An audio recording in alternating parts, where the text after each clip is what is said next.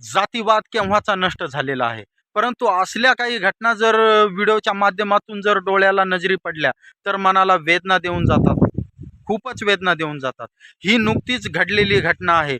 सिंदखेड गाव, तालुका गेवराई, जिल्हा बीड येथील ही घटना आहे.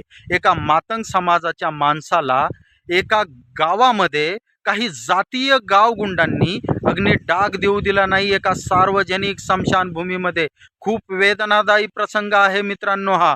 जर याच्यावर वेळीच जर आवाज आपण नाही उचलला तर ही जातीयता पाय पसरून संपूर्ण महाराष्ट्र वायामार्गे संपूर्ण देशात ही जातीयता पसरून जाईल. मित्रांनो, मी या व्हिडिओच्या माध्यमातून तुम्हाला सांगू इच्छितो, जर असले कृत्य काही गावगुंडांनी घडून आणले तर आपल्याला नाईलाजाने या महाराष्ट्र सरकारकडे, गाव तिथे सार्वजनिक नव्हे तर गाव तिथे दलित स्मशानभूमी करण्यात यावी ही मागणी करावं लागेल. कारण की काही गावगुंड, नुसती एकच घटना नाही आहे या महाराष्ट्रामध्ये, अशा कित्येक घटना आहेत ज्या मनाला वेदना देऊन जात आहात.